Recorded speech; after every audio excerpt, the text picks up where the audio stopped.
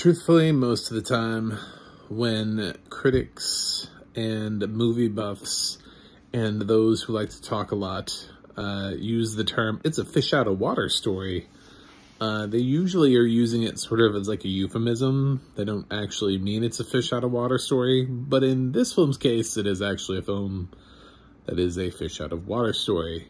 Hi, I'm John Stark from BackTheMovieGuy.com, and if you like this review, you should like and subscribe. Just cause. It's, you know, it's like tipping your Uber driver. That kind of thing.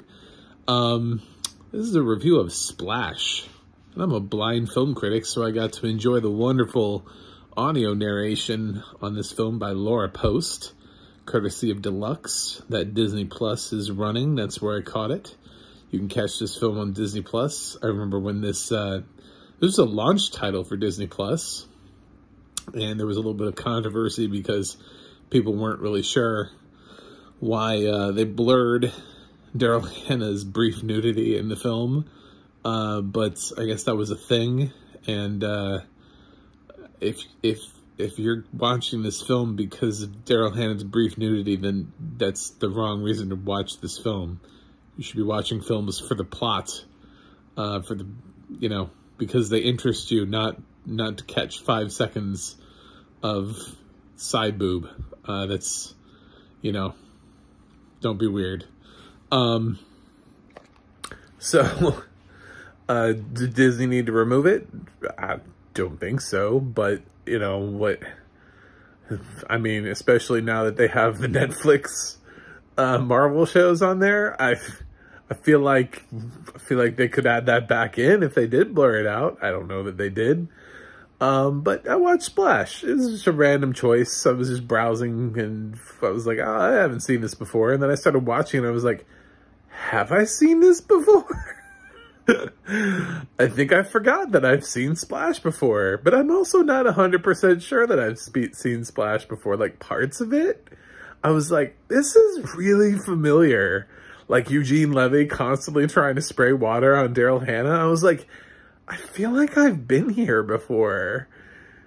But then, like, other parts in the movie, I wasn't so sure. I was like, I don't remember this. I don't remember this. I remember this. I remember this. Weird. So maybe I saw this like a long time ago. And I like just forgot large chunks of it. I don't know. But I'm not doing this as a second look because I really went into this film thinking I've never seen Splash before. I'm going to watch this for the first time. And then like little ways into the film, I was like, wait a minute. So that's why it's labeled movie reviews, because I don't claim to remember fully.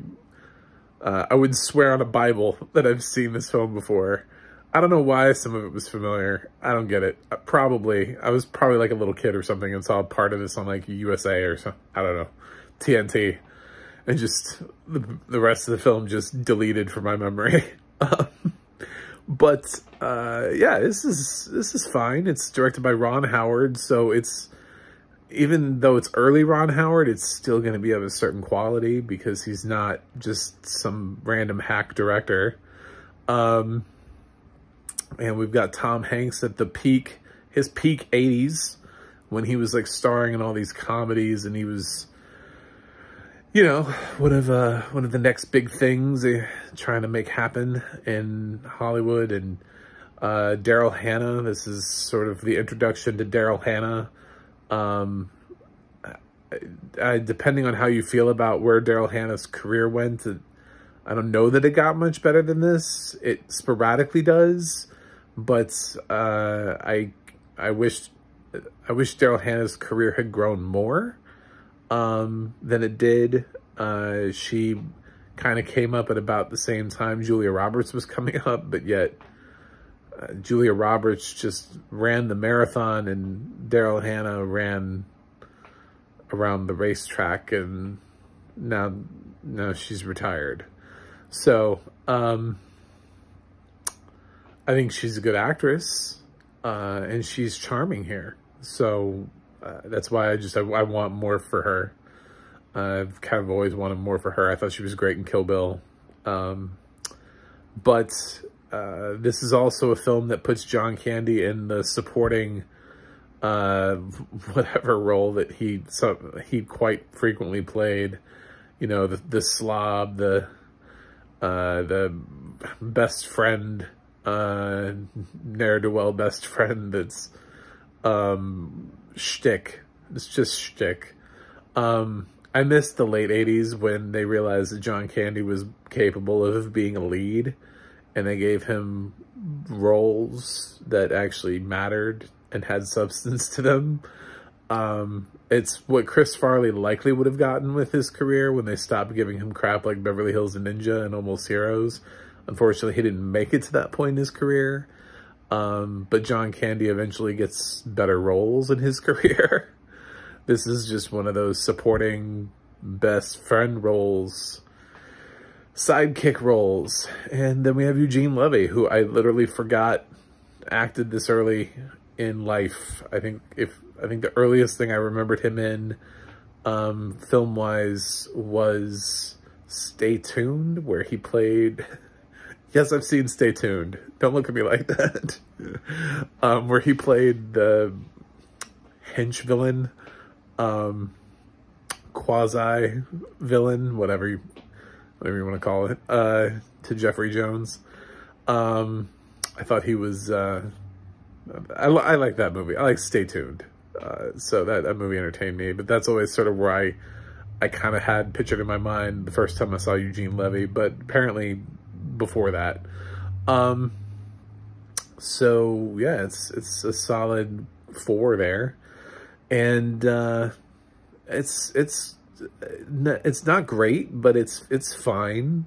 You know, we got Tom Hanks, and he's kind of an aloof guy, and he's as a kid he got to see a mermaid when he fell overboard, and there was a mermaid, and then they rescued him, but he was like fine underwater, and then he grew up, and later on he meets the same mermaid when she decides to walk out of the ocean and spend, I don't know, I guess she gets like a leave of absence from being a mermaid, and she's just like naked, and everybody's just like, this is unusual, but not too unusual to be scared by it. So they just accept that there's this naked woman, and somehow she finds her way to Tom Hanks's Alan, and they sort of like instantaneously have this chemistry romance thing that happens.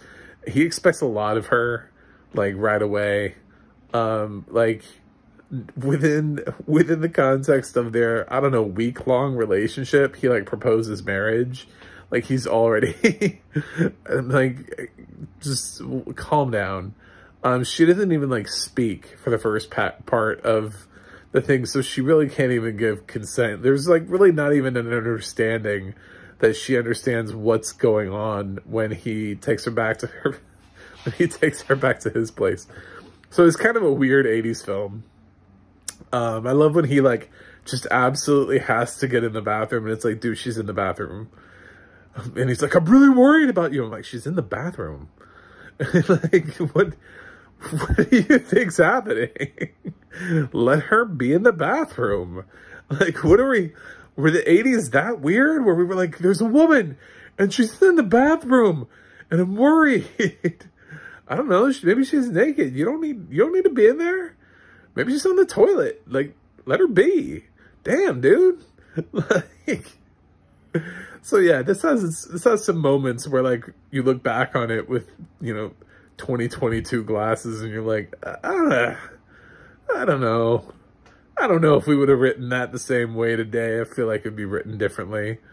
But it's fucking Tom Hanks is just charming no matter what.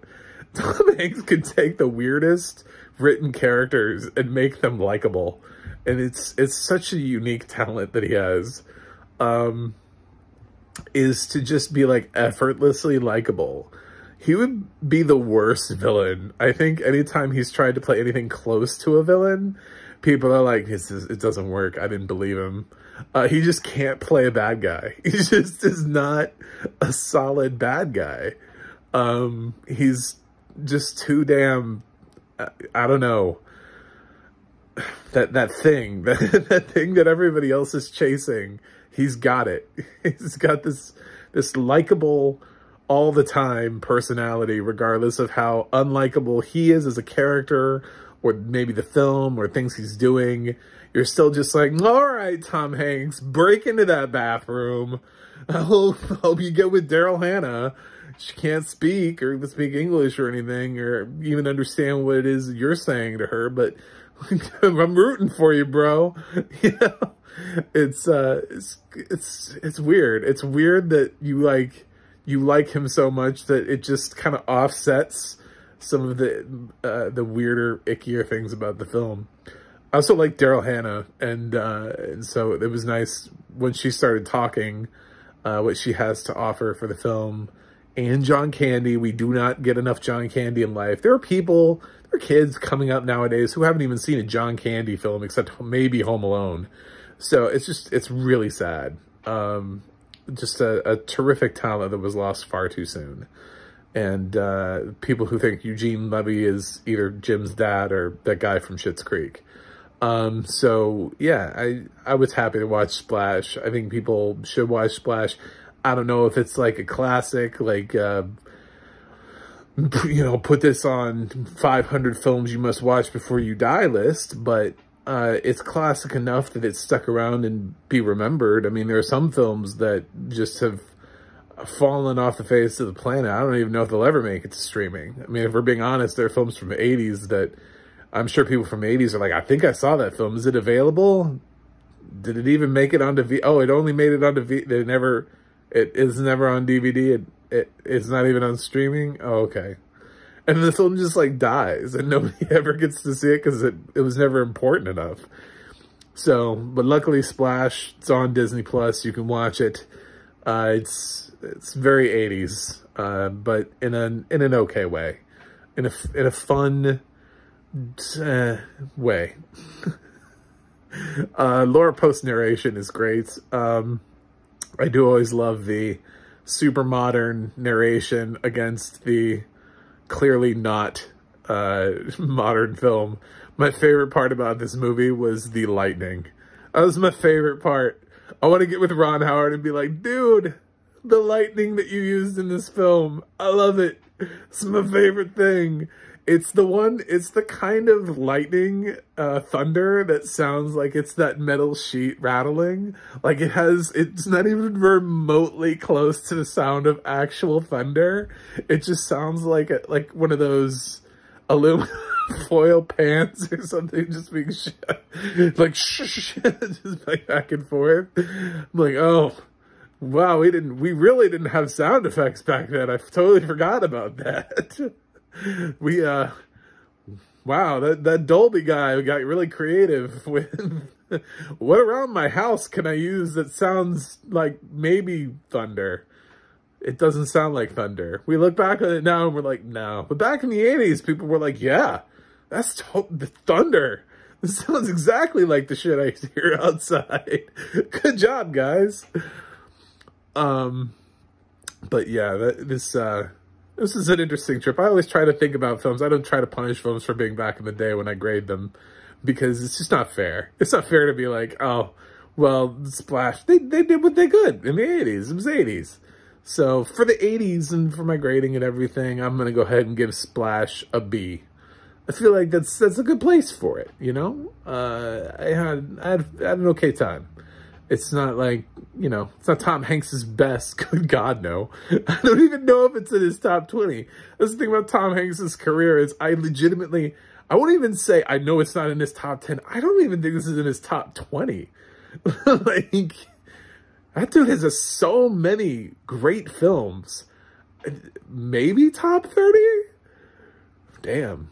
I don't know. Yeah, enjoy. If you clicked on this review and you were like, Splash, yeah, I did it. I reviewed Splash. I don't know what else to say about that. Like I said, like and subscribe. You can let me know what you think in the comments. My website is macthemovieguy.com, in case you didn't pick up on that from the beginning of the video. And I always like to hype up the audio description project, adp.acb.org, where you can look for titles and see where they have audio description. And also the adna.org, which you can check Laura posts and see what else she's done. I bet you've heard her voice before, because I've heard it a lot. She's getting work. She's got a house somewhere, a second home. I can feel it. I don't know. I don't know how much narrators make, but if any of them have a second home, it's probably Laura Post. But that's it. That's it from me today. Join me for my next review of God. I don't know what. Who knows?